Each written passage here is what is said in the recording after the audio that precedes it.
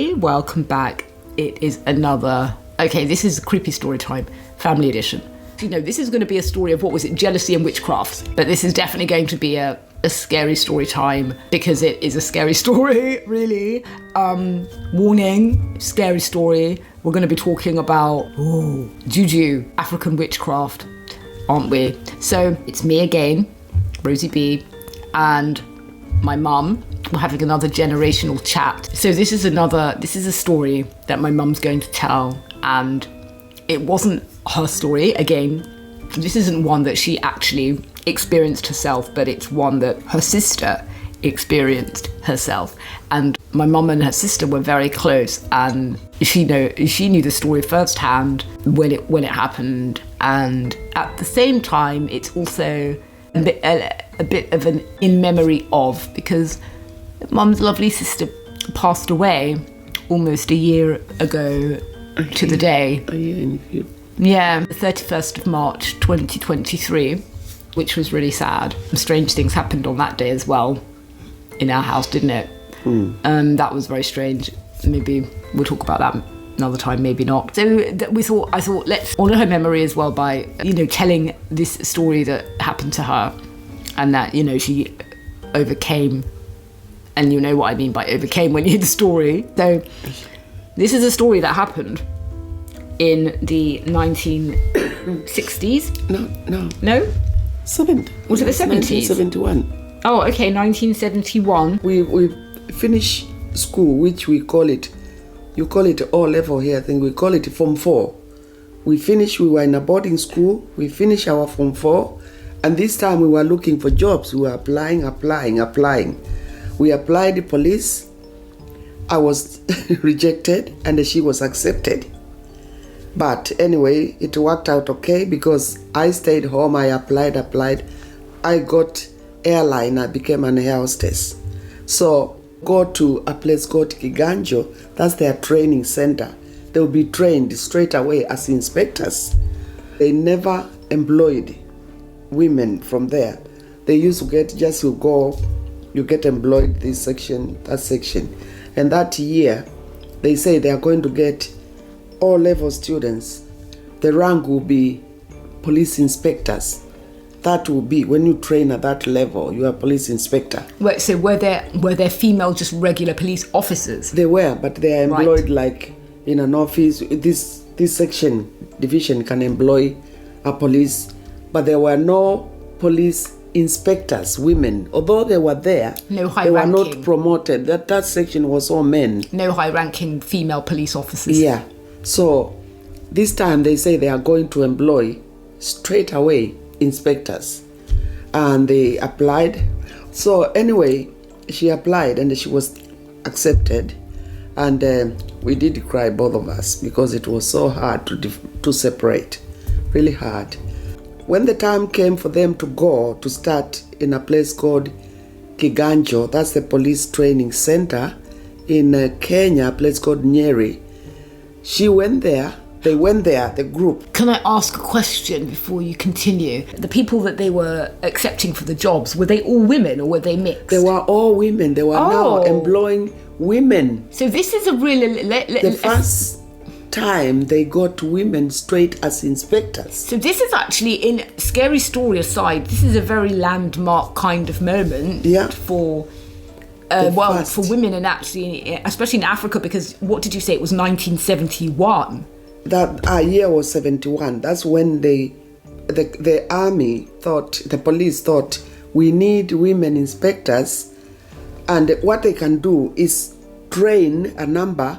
So they will go to places as inspectors. That's quite progressive, I've got to say. Okay, so let's get back on with the story. It was really, really, so many people applied, but of course, a number was taken. So she was one of them, and they went there, they started their course, they did their course, and they finished. They qualified, they passed, they call it pass out.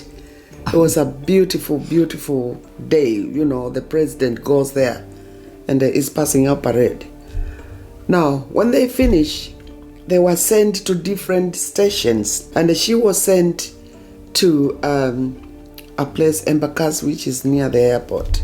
And when she was sent there, they now wanted now to employ women, but not from force, just normal women, but they want a big group because they want many women in police stations. Just to be police officers. Yeah, so now they were going to get women there, and they wanted one of the inspectors who passed out before that group, they wanted one to come there because these are girls. They wanted someone to come there.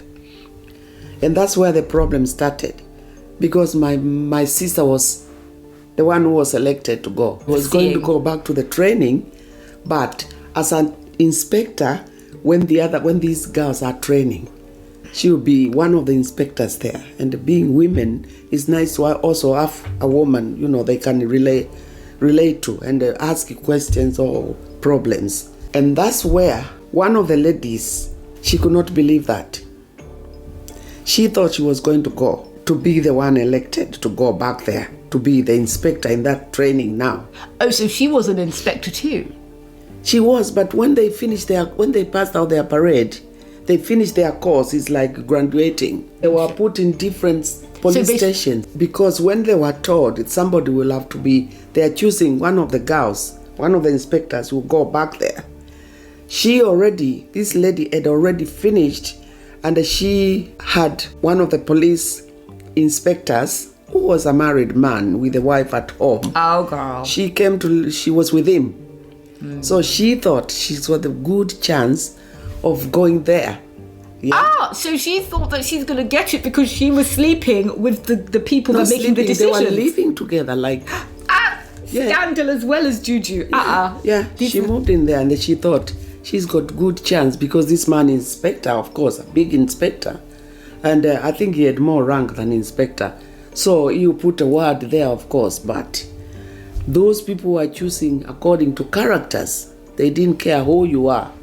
So my sister was the one who was selected to go back. And this didn't go well with this woman. She did not like it. She was a girl. She comes from... the man she was with, he comes from, at Mount Kilimanjaro. He comes from Kilimanjaro, the inspector she was living with.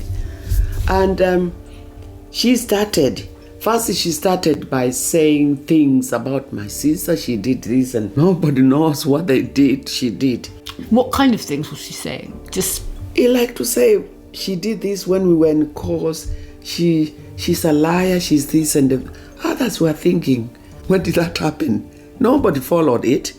She was trying because this man she was living with, she thought he could go and put his voice, And then someone came and said to her, there's something really going on. Somebody really wants to take you.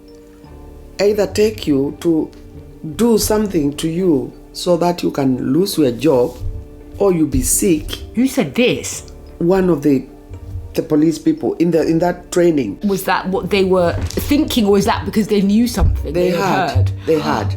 Because at home, even something goes, it will be, shh, don't tell anybody. Another, shh, don't tell anybody.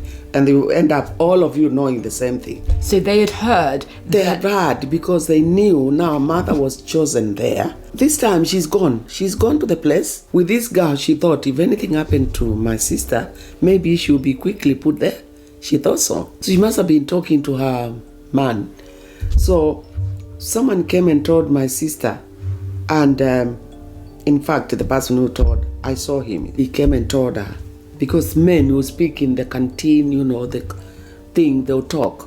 Now my sister's gone there now. She's there. And she was saying, first of all, she felt like her body was she was feeling sick. And there was a time she said she'll come out with a rash and she didn't know what was going on. So when this man told her what was happening, now she came to realize, yes, it must be. And now she didn't know what to do, but he came, I think she was just a stupid girl. She was trying to say what she's going to do. Now you keep that stuff to yourself. When you want something, if you're stupid anyway. And she must have said she's going to send what we call majini. You go to Mombasa and you send majini. So explain a little bit what Mombasa and what majini is. We got in Mombasa, we have so many people, magicians who they're frightening. Like, let's say magicians, because magicians to Western people are people like Paul Daniels. So let's use another word. These are people who, if you go to somebody like that with someone's photo, if you got someone's photo to this person, you get a mirror and they will be calling you through that mirror, calling your photo. And in fact, people have said when he calls, you can see the person is calling on the other side. This is why you never used to like us flashing mirrors in our faces or in other people's faces. If you do when we were that younger. at home, someone will just knock you down. You always used to say, "Don't do that," when we used to flash mirror in the face. You don't do that. Don't. So they can call someone. They'll call and you are there. You will see the person, and they can do anything. That person can collapse there, can do this. They are very strong people. What do you call them? What's the word that you call them? We call them kabwele. Most people, if they want to do something to someone, they'll go to Mombasa. It's where they actually come from. But you can hire somebody to come to your place, and they are expensive. So what's a magini? What is it? They are like figures. You see them and they wear white. They are wearing white. Like how?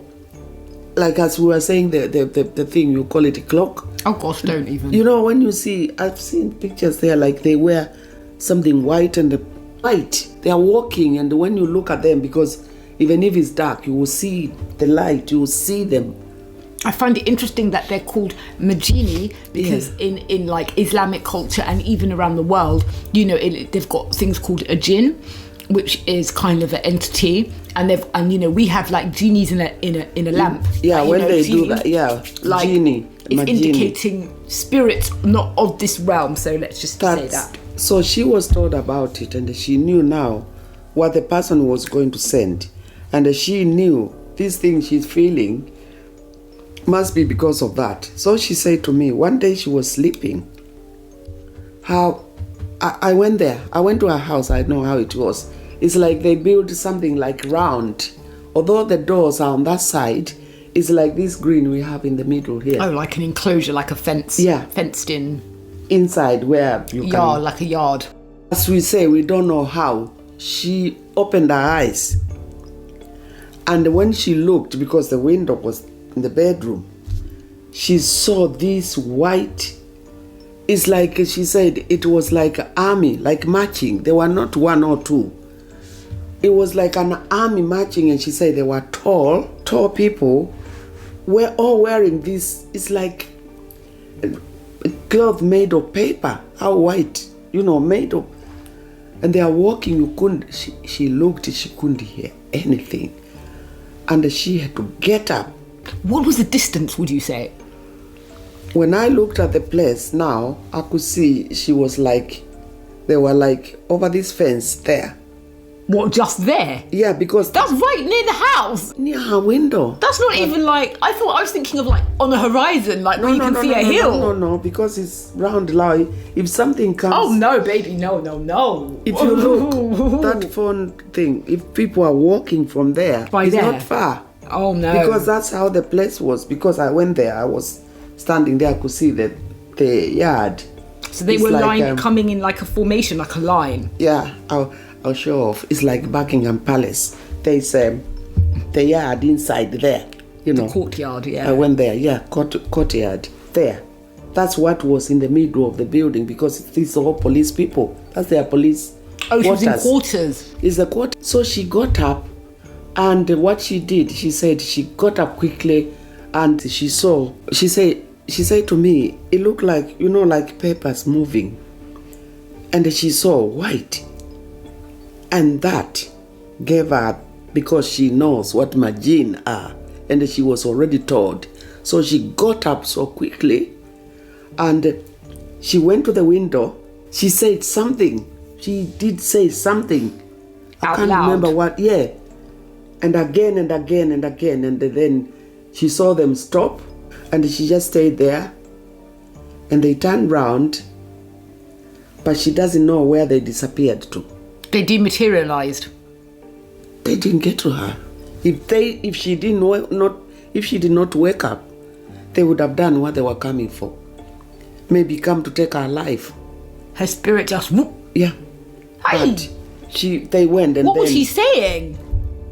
I don't know whether she was as Christian. I'm sure she must have been saying, go away, you go away or whatever. She was... But to stop that work shaking. that you said was like strong magic, like I would love to know what it was that she said. Like, they are very, very strong. And I think when she was told that somebody is going to planning to send Majini, I don't know whether she went to somebody to say, what do I do?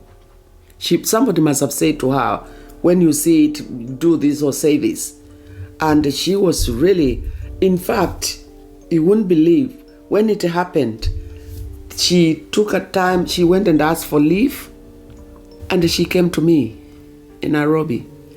She was shaking, she was scared, because she says she doesn't know, are they going to come back again? What do you do? She came to Nairobi to relax, and lucky enough, I had time off. I was not flying somewhere, so we stayed together, and then she went back. And that's when we said, you have a Bible, you have this, everything to protect yourself. It never happened again. So what happened to the girl? She was still there. My sister knew that, but because she couldn't, although she was told, you can't prove, and because she hasn't, nothing has happened, if you go to this girl, she'll deny, and then you can get into trouble. And you are new, you're given this position, you don't want to do that. But the girl must have been thinking, why is she okay? Like, she is healthy, she is alive, like, what's happening? This work isn't happening. She'll have to go back to where she went to call the Majin, and then she'll be told that person is protected. Woo! We couldn't get through. She'll have to go back, because she'll pay a lot for that. She'll go back to find out. She might be told, I can't do it again because she's protected. Auntie was brave. So that is petrifying. It was so frightening. Anyway, after that, I did go. I went to her. And I went to see the girls who were new girls. They were all calling her madam. She was their inspector. And it never happened again. But she got that promotion. She was there. She was the first inspector in that Kiganjo police station for the girls. Wow. Yeah. And this is why jealousy is absolutely people to do diabolical things. This girl was willing to have the blood on her hands. We could have lost her. We could have lost my sister, because this Majini might have come in, maybe just take her heart and everything, leave her there, dead. They could have given her something, she'll become mad. Something where she can't do the job. Take your spirit, ma'am. You just wait that people will go in a room and just find she's out. They just think she just died in her sleep. Yeah. That's the thing that happens. Yeah. They just take it's like an energetic. I'm sure the girl will be there massacre. Saying, oh, this job was too strong for her. You see, she couldn't do it. After that, when the course was finished and my sister was transferred to Nairobi again, who was next door? Who? The couple. She was there with a Taita man. Wait. The one who was sending Majini. Ended up living next door? It's police station. Hey! It's police station. She was there. And my sister was there. My sister knew, but she had gone to Kiganjo. She finished the training. She came back. Was there. But after months, after my sister came there, something happened to the family. She had a sister, and they were sitting down one day, and the sister said, oh, like you forgot something? When you say, sitting with the people and you say, oh God, like you forgot something, and you get out. Yeah. And that was the end. They never saw the sister again. Wait, what? Hang on. Backtrack. What do you mean? I'm confused. Nobody knows what happened. The one who was sending Majini and all that to my sister. When my sisters, these girls finished their course and they did their passing out parade, they were put in stations. So there were no girls now there. So my sister was also transferred too. back to Nairobi. And where she was given the place was next door to. But she never showed this girl to the one who sent Majin, who was jealousy. But my sister never showed her anything. She didn't behave like she saw anything. But, well, when this girl, if she went somewhere and she was told, oh, we couldn't do anything because this one was protected, she couldn't try it again. Because if my sister passed that, she wouldn't do it again. And then she was there and she had a sister, really nice, beautiful girl. And one day they were sitting down. Who's they? The family of this woman. And in the evening, they were sitting down and her sister was there. And they were talking and eating, they finished eating. And then the girl did it like when you forget, you are going to do something and you forget, you say, oh my God, and you get up. Yeah. Without saying anything. And she went out. That was the end. They looked and people... She disappeared. She never came back. So what the theory was, because as you know, in there we got National Park. We got lions and everything.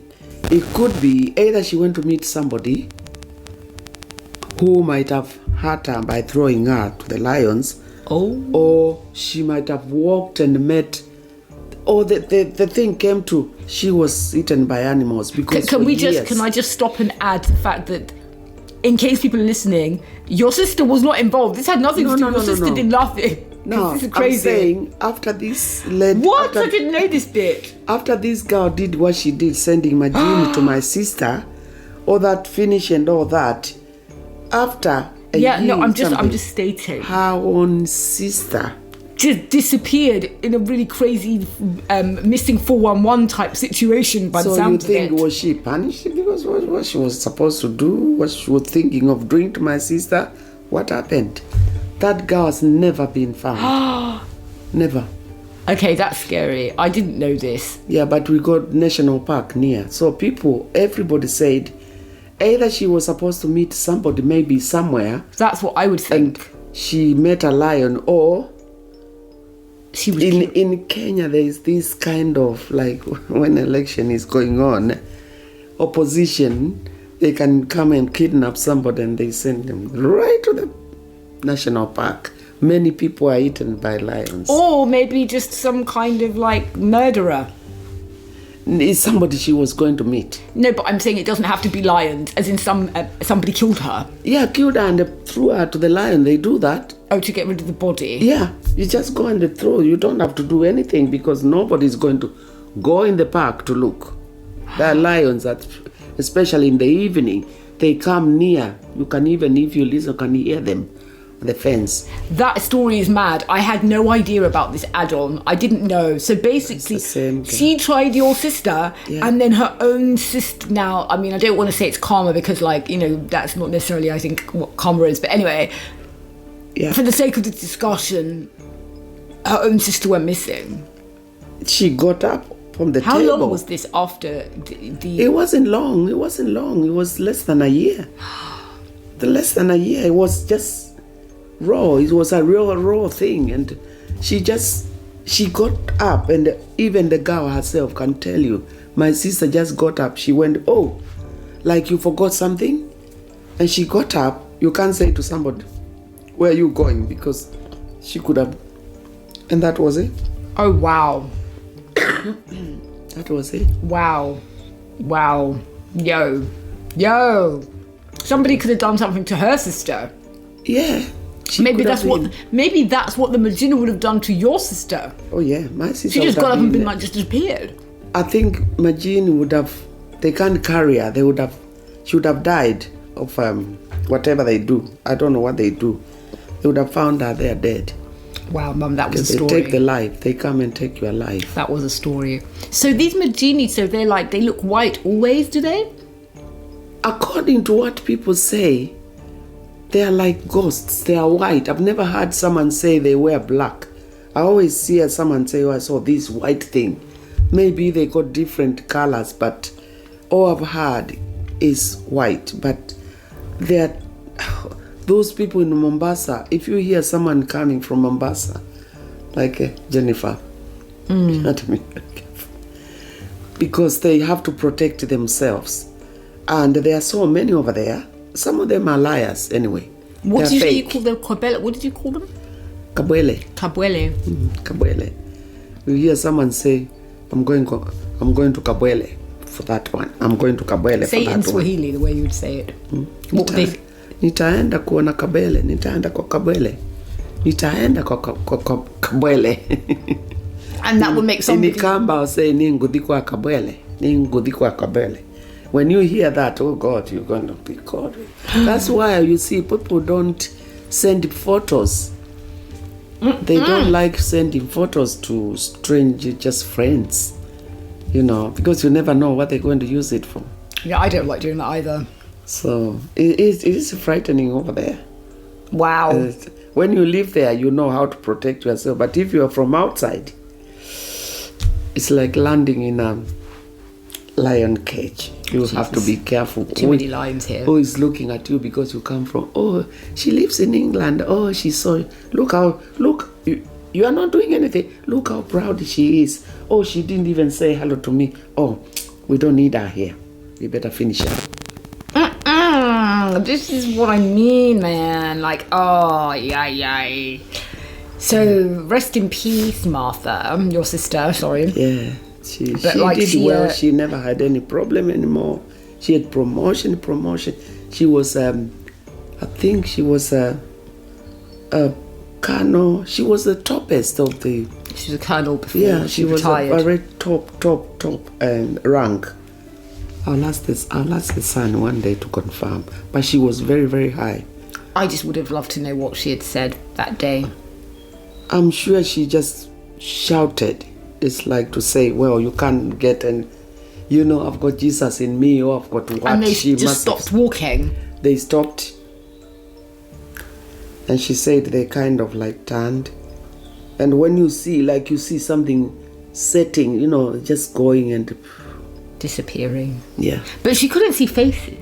No, because what she said, they were like, you can see there are people, they are walking, but they got these little hats, like they look like peppers, and the white. So in that case, I come to realize these people, you can't see these things, you can't see their faces because they're not real people. It's a spirit. You can't see. But she said she was telling me, looking at them, you could see it's a group coming. They are walking together, but you can't tell. But they look tall.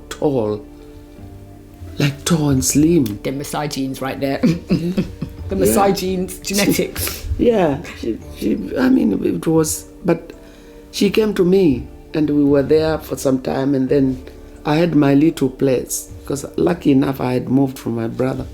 And then when that finished, I went there myself. She introduced me to the girls in the dormitory, and, it was nice, and she had now kind of knowing how to cope. She employed a girl who was house girl. She didn't need one, but she needed someone in the house. She had a girl who was cooking, and she, like when she's at work, she's thinking somebody could be sent to come and plant things outside. So there was a girl. You both are very protected. You both have some extraordinary experiences and had some swerves. So there is a lot of protection going on, but that story is crazy.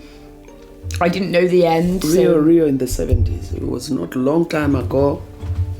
I was involved because she came to me. She told me, we stayed, and then I went to her. And Majini.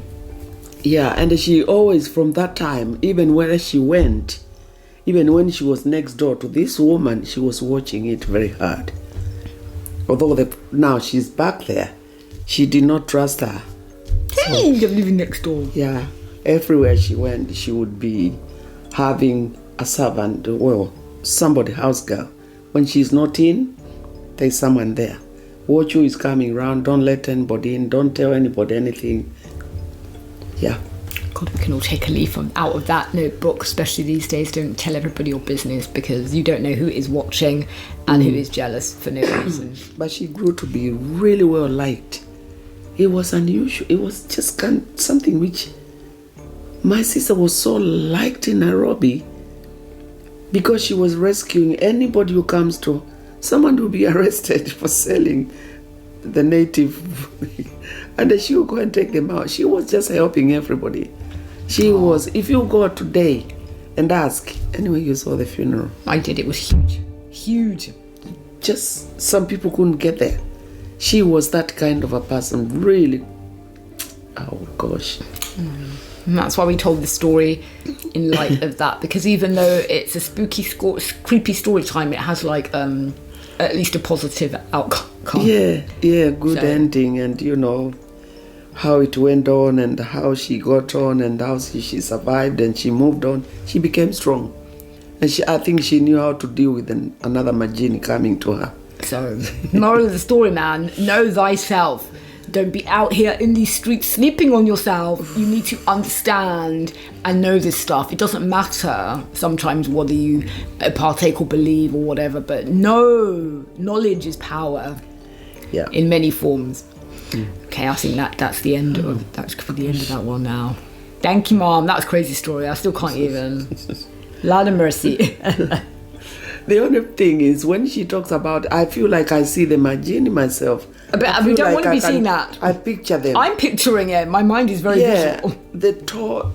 You know when those people walk on sticks? Stilts. Yeah, to me they look like they were walking like that, tall. And she said she couldn't count how many there were, but it wasn't only one. There were many. Whatever they were going to do, it wasn't a good thing. Ooh.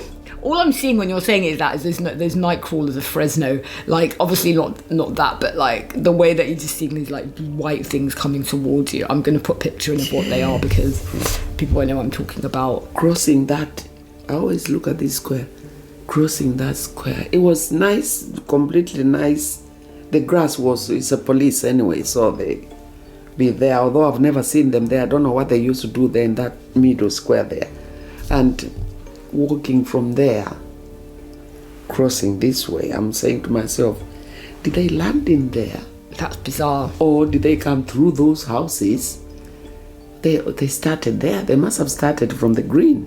Do you know, this reminds me of nightmare or dreams that I used to have when I was younger. It still happens, and it always is involving the same setup, like what you're saying, like that green. And I would see and I would be aware that, and it was always the same thing. It was always flipping, what do you call it? I can only say werewolves, because that's the only thing that I can liken it to, but you know, like Anubis looking beings, right? And there'll be loads, they'll be like lined up like it's like an army. And I'm seeing them at that, and I'm seeing them come like attempting to, I know. Coming. Yeah, and I'm like, this isn't gonna happen. And then in my dreams, I'm like, I'm doing some quick business, because I'm like, this is not going to fly. I'm trying to warn everybody, I'm trying to get away. And they don't actually, they end up never like being able to get close enough to hurt. But like, that's the same formation. And I'm always like, man, why are these things, why are they like, what is going on? Like, you know, interesting that, but like, yeah, they can't get close. They can't touch. But yeah, that's just a dream. But yeah, thank you for telling the story. That's crazy. That's a crazy one. Lovely sister. Yeah. So okay, so it's a bye from me now. We're gonna go. Yeah. So you can. Are you gonna say goodbye? Oh. Yeah, it's goodbye from Jane. And goodbye from Rosie. Until the next generational chat. And if anybody's got any comments that are not distasteful, please put them in the comments below. And anyone had any similar experiences. If anybody's listening to this and they are from Kenya and they have had experience or have heard stories about the Majini, because I can't Google this because I can't find any information. This is very... like pre-internet, I can't find anything about like very specifically Majini. I would be really curious to know if anybody's heard or got stories or anything. Yeah, put it in the comments below. But another generational chat, another day in the diaspora. So we can't finish that there.